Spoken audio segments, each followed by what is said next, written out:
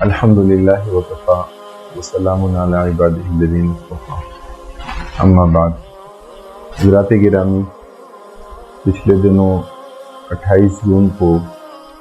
Sweden کے دارالحکومت میں عین عید کی نماز کے وقت ایک شخص نے قرآن کریم کو نظر آتش کیا اور قرآن کریم کی اہانت کا وہ مرتکب ہوا، اور اس سے پہلے اس نے باقاعدہ وہاں کی حکومت سے اجازت لی اور پولیس کی موجودگی میں اس نے باقاعدہ یہ کام کیا کہ جس کے نتیجے میں پوری دنیا میں بسنے والے مسلمانوں کے دل جو ہیں وہ لہو لہان ہوئے اور وہ چھلنی کیے گئے۔ اس حوالے سے مختلف واقعات مختلف ممالک میں، مغربی ممالک میں ہمارے سامنے آتے ہیں، اور قرآن کریم کی بے حرمتی، نبی کریم صلی اللہ علیہ وسلم کی بے حرمتی، یہ ان لوگوں کا ایک طریقہ ہے اور کہ جس کے مطابق وہ مسلمانوں کو تکلیف دیتے ہیں، ایذا دیتے ہیں، یا اپنے خبث باطن کا وہ لوگ اظہار کرتے ہیں۔ اور اس کے خلاف جو ہے وہ مسلم ممالک میں اور مغربی ممالک میں بھی وہاں کے مسلمان احتجاج کرتے ہیں، اپنا احتجاج ریکارڈ کرواتے ہیں۔ اس نوعیت کے جو واقعات ہوتے ہیں اس کے کئی پہلو ہیں، مختلف پہلوؤں کے حوالے سے اس پر بات کرنے کی ضرورت ہے۔ ظاہر ہے کہ ایک عام آدمی اس حوالے سے کیا کرے، اس کی ذمہ داری کیا بنتی ہے، اور جو مسلم ممالک کے حکمران ہیں ان کی ذمہ داری کیا بنتی ہے۔ مسلمان اس وقت دنیا بھر میں ہم اگر جائزہ لیں تو 50 سے زائد ممالک ہیں وہ کہ جو مسلم ریاست ہونے کا جو دعویٰ کرتی ہیں کہ یہ مسلمانوں کی ریاستیں ہیں اور مسلم ریاستیں ہیں یہ۔ اسی طرح مجموعی طور پر اگر ہم دنیا کی آبادی کا جائزہ لیں تو دنیا کی آبادی میں اس وقت ہمیں 1 ارب اور 80 ارب سے زائد ہمیں مسلمان نظر آتے ہیں، اور یہ مسلمان جو ہیں دنیا کی مجموعی آبادی کا 25% سے زائد ہیں۔ یعنی اس وقت دنیا عیسائیت جو ہے وہ اگر دنیا بھر کی آبادی کا 32% ہے تو 25% سے زائد جو ہیں یہ مسلمان ہیں۔ ظاہر ہے کہ یہ ایک بہت بڑی عددی قوت ہے، اور ریاستوں کی بنیاد پر اگر ہم دیکھیں، ممالک کی بنیاد پر دیکھیں تو ایک بہت بڑی تعداد ہے کہ جو مسلم ریاست ہونے کی دعوے دار ہیں، اور جن کے ہاں جن کا قانون، جن کا دستور، جن کا منشور وہ یہ بات ڈکلیئر کرتا ہے کہ وہ مسلمانوں کی ریاست ہے۔ تو اس حوالے سے ایک عام مسلمان کی ذمہ داری جو ہوتی ہے وہ ظاہر ہے کہ سب سے پہلی ذمہ داری تو یہ ہوگی کہ وہ قرآن کریم کے ساتھ اپنا تعلق، نبی کریم صلی اللہ علیہ وسلم کے ساتھ اپنا تعلق اور اپنی نسبت مزید مستحکم کرے،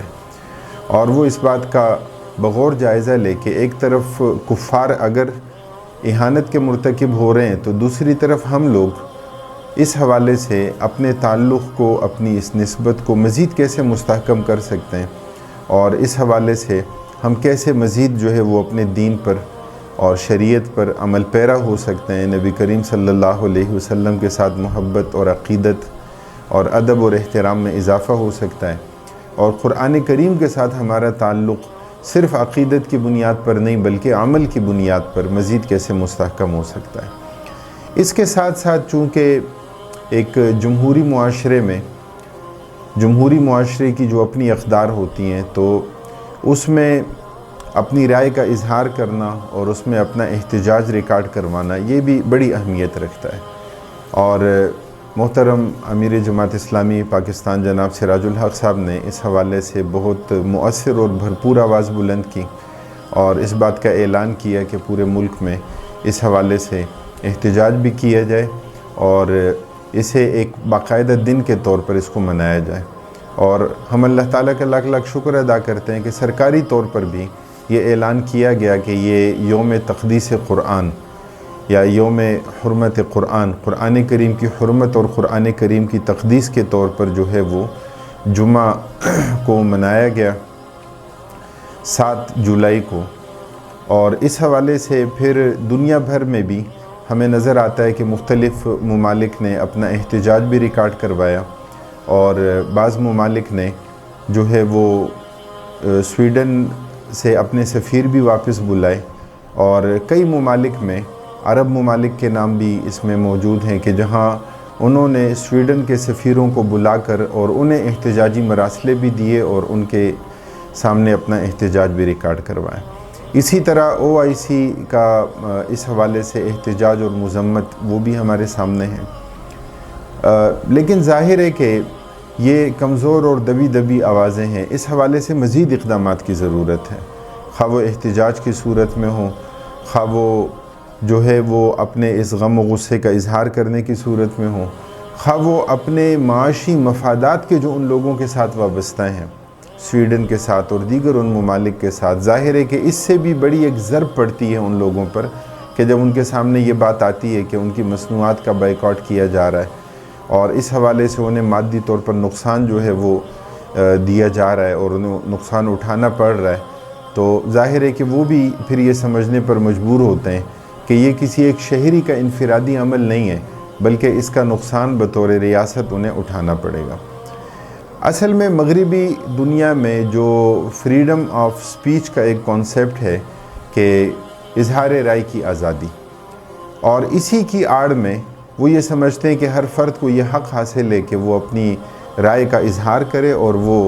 اظہار رائے کی آزادی کے اپنے اس حق کو استعمال کرے۔ لیکن اس کے ساتھ ساتھ ہمیں اس بات کو بھی مد نظر رکھنا چاہیے کہ جہاں بھی قانونی طور پر اس حوالے سے مؤثر اقدامات کیے جا سکتے ہیں اور ان حکومتوں کو، ان ریاستوں کو، ان کے مختلف اداروں کو متوجہ کیا جا سکتا ہے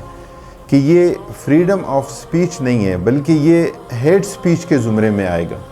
یہ نفرت آمیز اور نفرت انگیز اور کسی کو اشتعال دلانا،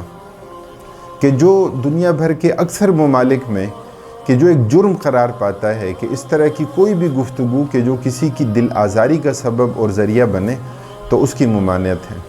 اقوام متحدہ میں 1966 میں ایک قرارداد منظور کی گئی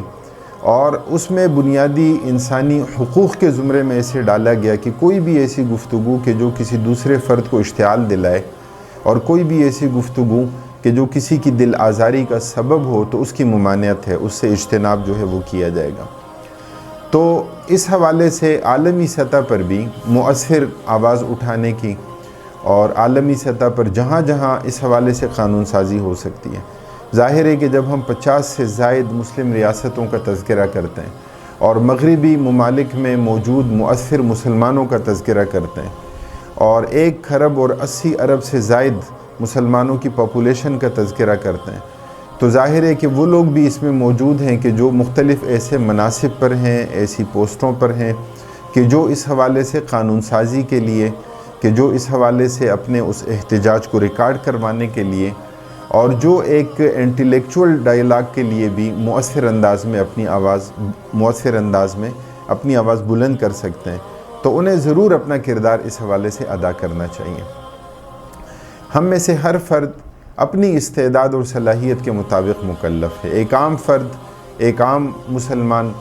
قرآن کریم کے ساتھ اپنے تعلق اور اپنی نسبت کو، نبی کریم صلی اللہ علیہ وسلم کے ساتھ اپنے تعلق اور اپنی نسبت کو مزید مستحکم کرے گا اور اس حوالے سے اپنا کردار ادا کرے اور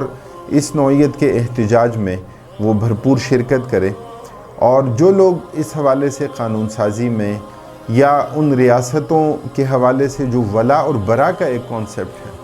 ان کے بائیکاٹ کا ایک تصور ہے اور انہیں یہ بات باور کرانے کی ضرورت ہے کہ آپ کا یہ اقدام،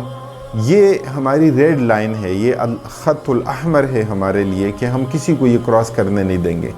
اور اگر ایسا ہوگا تو پھر یہ عداوت ہے اور یہ جو ہے وہ دشمنی ہے، اور پھر اس کے نتیجے میں ظاہر ہے کہ آپ کے اپنے معاشی مفادات پر بھی ضرب پڑے گی۔